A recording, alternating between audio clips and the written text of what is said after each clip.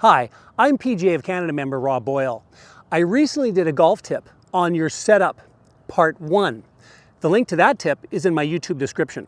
Please watch or re-watch that video. Today's lesson is the setup part 2.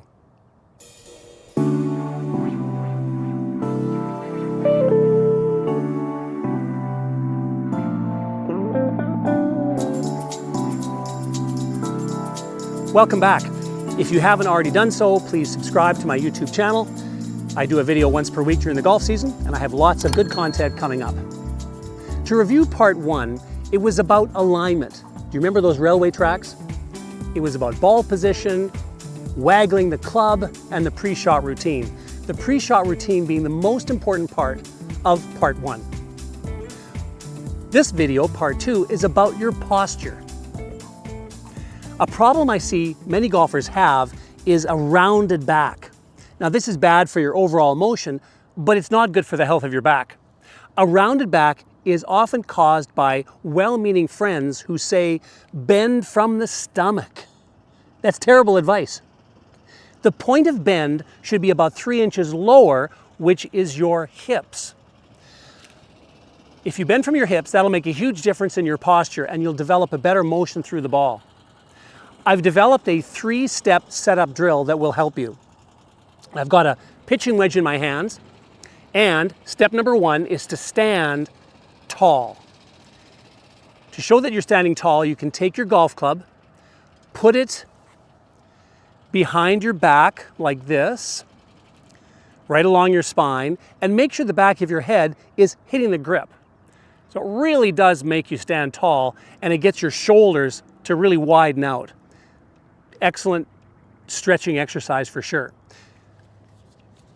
Step 2 is that tilt from the hips. Always remember it's from the hips, not the stomach.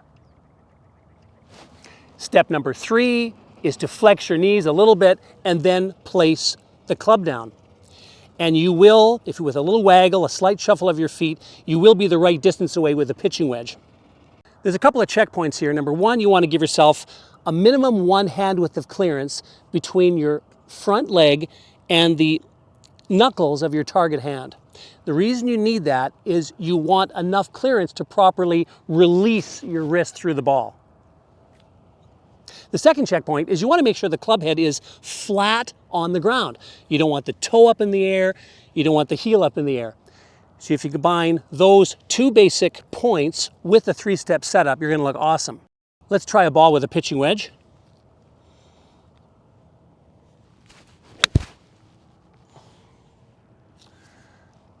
It's a little different with a driver. And I'll show you how. You still do the same 3-step setup. You stand tall. Step number 1, step number 2, tilt from the hips. You then flex your knees and put the club down. Make sure you have those 2 checkpoints where the club head is fairly flat on the ground, and you want to give yourself a minimum 1 hand width. Now, because it's a driver, you're probably going to be standing a little bit taller naturally, and you'll have maybe 3 to 4 hand widths away. Everyone is a little bit different here. Rory McIlroy, for example, he lets his arms hang down more than most of the PGA pros.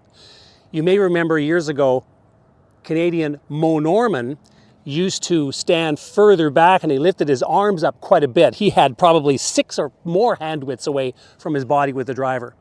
So it's a personal preference. You have to work with your local PGA professional to see what's best for you. All right, let's try a ball with a driver.